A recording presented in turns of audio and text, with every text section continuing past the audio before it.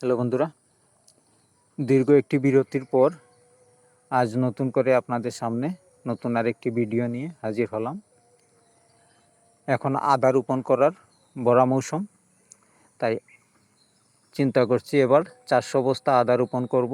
তাই আদা রোপণের জন্য মাটি প্রস্তুত করার কাজ চলতেছে। এই মাটি কীভাবে প্রস্তুত করতেছি এই জিনিসটা আপনাদের সামনে শেয়ার করার জন্য আজকের ভিডিও। প্রথমে আমি মাটিতে কিছু ব্লিচিং পাউডার এবং চুন মিশিয়ে দেব। ব্লিচিং পাউডার ও চুন দেওয়ার কারণ হচ্ছে আপনাদের মাটির মধ্যে কোনো ধরনের ছত্রাক জীবাণু থেকে থাকলে সব কিছু যাতে ধ্বংস হয়ে যায়, এর জন্য চুন আর ব্লিচিং পাউডারটা ব্যবহার করতেছি।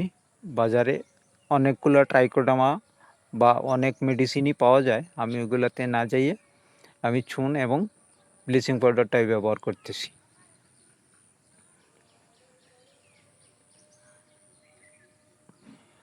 আমার মাটির সংখ্যা যেহেতু বেশি, এর জন্য 100 গ্রামের মতো ব্লিচিং পাউডার এবং 500 গ্রামের মতো চুন ব্যবহার করছি।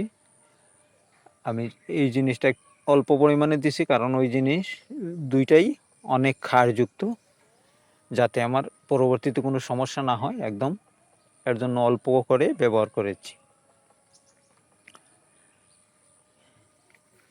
এরপর পর্যায়ক্রমে আমি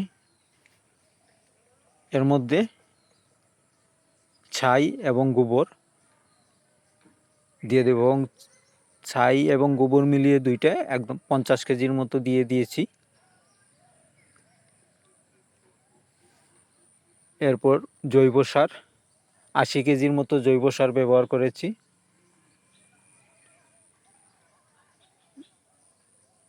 জৈব সারের পরে কিছু রাসায়নিক সারও ব্যবহার করা হয়েছে মাটির মধ্যে। একসাথে সব কিছু দেওয়ার কারণ হচ্ছে পরবর্তীতে যাতে সারের পরিমাণ কম লাগে, কম দিতে হয় জন্য। এখন দেওয়া হচ্ছে জিপসাম পাউডার, যে জিপসাম পাউডার মাটিকে ঝুরঝুরা রাখতে সাহায্য করে।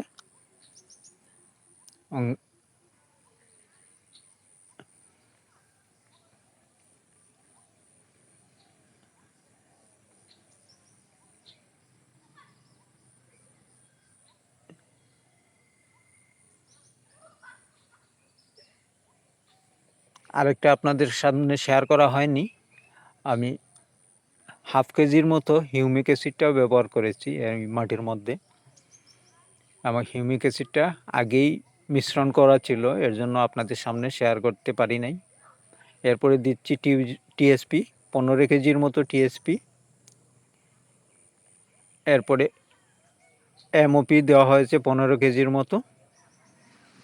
ইউরিয়া সার 5 কেজির মতো দেওয়া হয়েছে। আর ইউরিয়া সার বেশি ব্যবহার করিনি, আর ইউরিয়া সার প্রথমে না দেওয়াটাই একদম ভালো। এর জন্য ইউরিয়া একদম অল্প পরিমাণে 5 কেজির পরিমাণে দিয়েছি।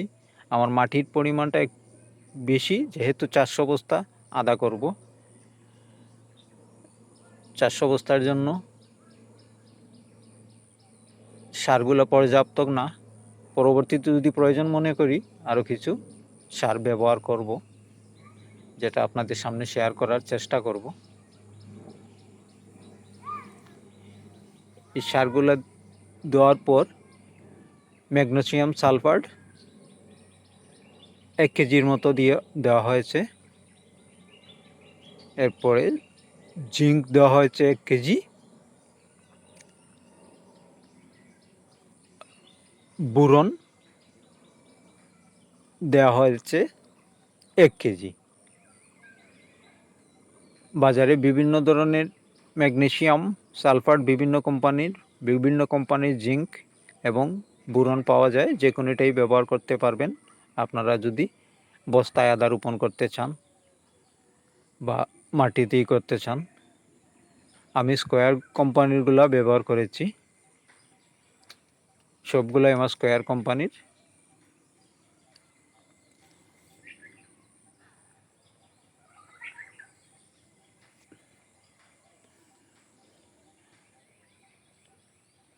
এর উপর এই সব কিছু দেওয়ার পর আমি কিছু নদীর বালি ব্যবহার করেছি। নদীর বালি যতটুকু মাটি ব্যবহার করেছি ঠিক ততটুকুই নদীর বালি ব্যবহার করেছি, কারণ আমাদের এলাকার মাটিগুলা এঁটেল দোআঁশ হওয়ার কারণে সব ফলনই একটু খারাপ হয়, তাই বালি মাটিটা একটু বেশি ব্যবহার করেছি, কারণ বালি মাটিতে আদা, হলুদ ওইগুলার ফলন ভালো হয়, এর জন্য বালিটা একটু বেশি দিচ্ছি। তাই এভাবে তারপর ভালোভাবে এভাবে মিশিয়ে 10 দিনের মতো ঢেকে রেখে দেব, যাতে মাটির মধ্যে যত ধরনের ছত্রাক, পোকা মাকড় যা আছে সব কিছুই ধ্বংস হয়ে যায়। এরপর বস্তায় তুলে প্রতি বস্তার মধ্যে আদা রোপণ করে ফেলব। তাই আমার প্রতিটি ভিডিও দেখার জন্য আপনারা আমার সাথে থাকবেন, পাশে থাকবেন, আমার পেজটা একটু ফলো দেবেন, লাইক শেয়ার করবেন। আমিও চেষ্টা করব আমার সব কিছু আপনাদের সাথে পুনরায় তুলে ধরার। আমার এত দীর্ঘ একটি ভিডিও আপনারা ধৈর্য ধরে দেখার জন্য আপনাদেরকে সবাইকে ধন্যবাদ।